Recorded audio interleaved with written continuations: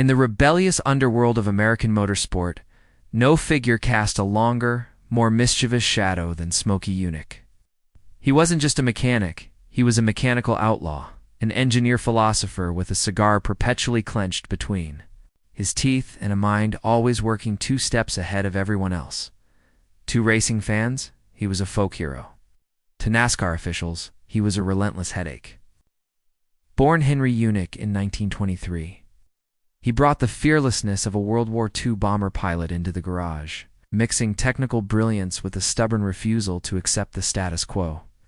After returning from the war, he opened a garage in Daytona Beach, boldly naming it Smokey's best damn garage in town, and then actually living up to that claim. What set him apart wasn't just his ability to build fast cars, it was his genius for twisting the rulebook without technically breaking. Smokey understood something that most racers and regulators hadn't yet grasped. The language of the NASCAR rulebook wasn't set in stone. It was full of gray areas, poorly defined terms, and assumptions. To Smokey, each line was an opportunity, a loophole waiting to be discovered. He once said, "I didn't cheat. I just found creative ways to interpret the rules." And he meant it. This philosophy led to innovations that shocked the racing world and forced NASCAR to rewrite its rules again and again. He didn't just race cars. He outsmarted the entire system, leaving a trail of jaw-dropping tricks that still echo through racing history. Perhaps its most legendary exploit started with a simple truth. In racing, fuel equals power. And in the early 1960s, NASCAR imposed a strict limit of 22 gallons per gas tank. For most teams, that meant counting every drop. For Smokey, it meant finding space for more without breaking a single written rule. Instead of tampering with the tank itself, he designed an ingenious workaround. An 11-foot-long, 2-inch-wide fuel line coiled through the car's frame. While most fuel lines were short and narrow, his acted as a hidden auxiliary tank storing nearly 2 extra gallons of fuel completely within the legal build. It passed every inspection because the fuel tank itself was regulation-sized. But once the race began, Smokey's car could run significantly longer than the competition. When NASCAR finally caught on, they angrily yanked the gas tank out of the car and declared it illegal. Standing nearby, Smokey calmly got into the car, now missing a fuel tank, and started the engine. The car roared to life. He drove it out of the inspection area, powered solely by the fuel left in the line. The crowd was stunned. Officials were furious. But Smokey had made his point. He'd exploited their oversight with surgical precision. The fallout was swift. NASCAR rewrote the rulebook to include limits on fuel line volume and placement. But by then, the race and the lesson was long over. That moment wasn't just about fuel. It was about a man showing a billion-dollar sport that creativity could still outrun regulation. Smokey's next move was even more daring and almost impossible to detect. In 1967, the Chevrolet Chevelle was a popular stock car. But its boxy design wasn't ideal for high-speed aerodynamics. Most mechanics would try to work around it. Smokey decided to rewrite the laws of physics. He rebuilt the Chevelle to 7/8 of its original size. Every panel was reshaped, every bolt meticulously relocated to mimic a stock car while secretly slicing off drag and excess weight. The car looked nearly identical to a regulation Chevelle, but it wasn't. It was smaller, sleeker, and faster, and it passed inspection. NASCAR officials, at the time, didn't measure width and height enough points on the car to catch the difference. They measured from bumper to bumper and called it good. Smokey knew this. He counted on it. Once the car hit the track, its performance was unreal. Cornered like a dream, accelerated quicker, and left competitors scratching their heads. Even when NASCAR grew suspicious, they couldn't prove anything. The car had passed every measurement. Smokey just smiled and said, "I didn't cheat. They just didn't measure it right." Eventually, officials began measuring more reference points thanks to this trick. But by then, Smokey had turned the Chevelle into legend. It wasn't just a race car. It was a math problem wrapped in sheet metal that nobody else had solved. Fuel. Tricks were Smokey's specialty, and his next one was straight out of science fiction. Most people looked at a race car's roll cage and saw a safety structure. Smokey saw a fuel tank. He welded the steel tubing of the roll cage shut, made it airtight, and filled it with gasoline. Yes, he turned the very structure meant to protect the driver into a secret auxiliary fuel system. There was no rule at the time that said he couldn't. Inspectors never even thought to check the roll cage for fuel storage. During races, the car could draw from this hidden reservoir, reducing pit stops and increasing time on the track. It was genius in its simplicity and terrifying in its implication.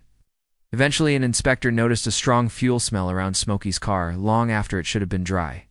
They investigated, discovered the modified roll cage, and NASCAR responded with more rule changes, defining what materials could be used to store fuel and where they could be placed. But again, the genius wasn't just in the act. It was in the mindset. Smokey didn't build cars to follow rules, he built cars to expose the rules' weaknesses. To him, every oversight was an invitation, and this one let him literally race with fuel flowing through the bones of the car itself, as NASCAR. Inspections grew stricter. Smokey adapted. He didn't just find loopholes, he created visual illusions. One of his most devious tricks was a technique called body offsetting. Most NASCAR tracks are ovals with almost every turn going left. Smokey realized that if you shifted the entire car body slightly to the left on the chassis, the weight distribution would improve handling on those turns. It would corner harder, grip tighter, and stay faster longer. So that's exactly what he did, subtly enough that it was almost impossible to notice with the naked eye. The car looked normal. But on the track, it stuck to the low line like glue, eating up corners while competitors drifted wide. It wasn't until much later that officials started measuring the alignment of the car body with respect to the chassis and wheels. By then, Smokey had already won. When asked about it, he simply said, "The rule says the body has to be on the chassis." He didn't say where.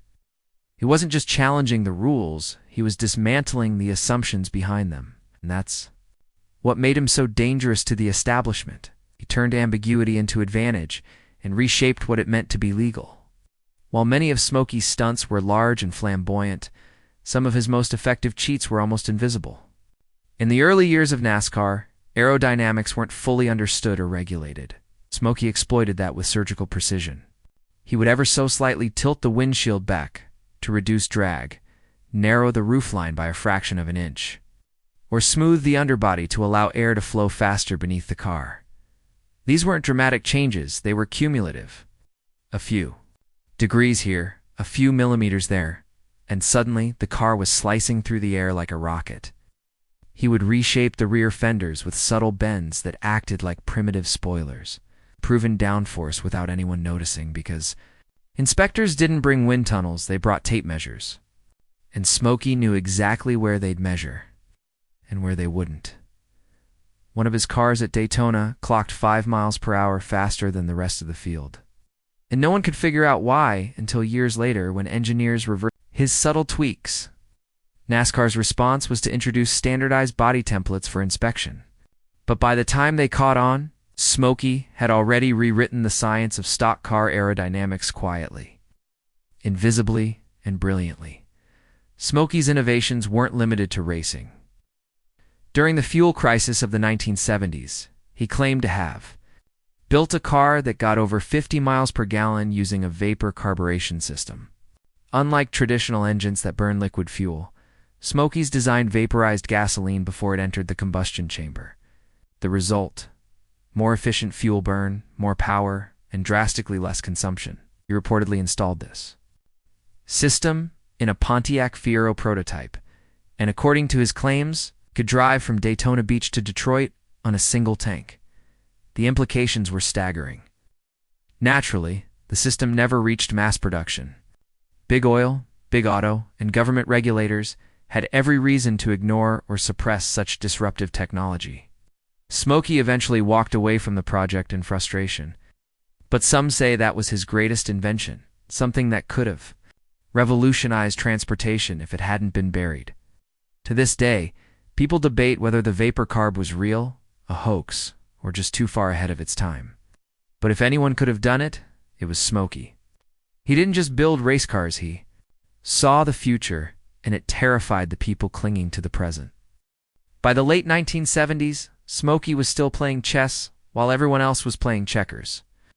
With NASCAR inspecting fuel tanks more rigorously than ever, he developed one of his most absurd and brilliant tricks, a magnetic fuel pickup system. During inspection, a hidden magnet blocked part of the fuel line, making it appear the tank held only the legal amount of gas. Once the race began, the pit crew would remove the magnet, allowing the full contents to flow freely. It wasn't technically against any written rule at the time, it was just deceptive and defective. Smokey's car would run longer, make fewer pit stops, and steal crucial laps on the competition. When NASCAR finally figured it out, they were livid. But again, Smokey's defense was ironclad. The rules didn't say he couldn't do it. NASCAR rewrote the rules again. But the lesson had already been delivered. Smokey had proved that the rulebook was always a step behind a clever enough mind. As inspections grew more sophisticated, Smokey simply got sneakier. One of his last truly groundbreaking stunts involved suspension height.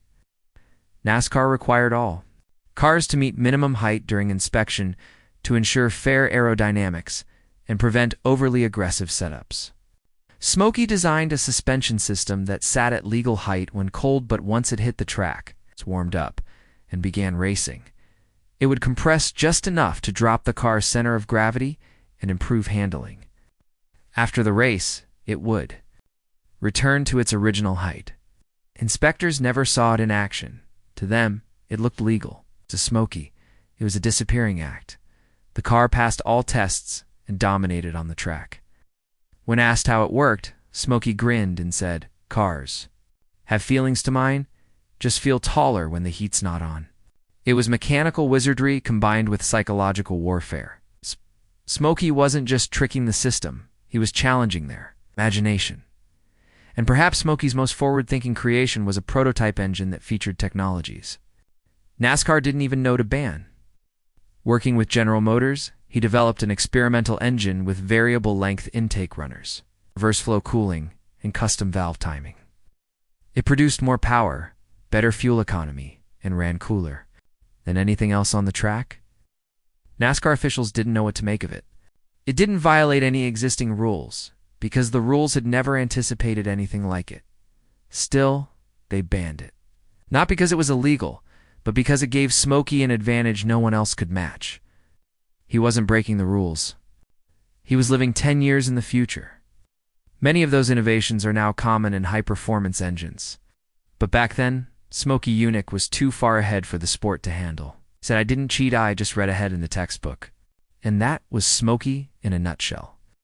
A man who raced minds, not just motors. A man who saw rules not as boundaries, but as puzzles to solve. In the end, NASCAR changed its rulebook more times for Smokey than for anyone else in history. But even as they closed each loophole behind him, his legacy remained. The legend of a rebel genius who made racing faster, smarter, and undeniably more fun.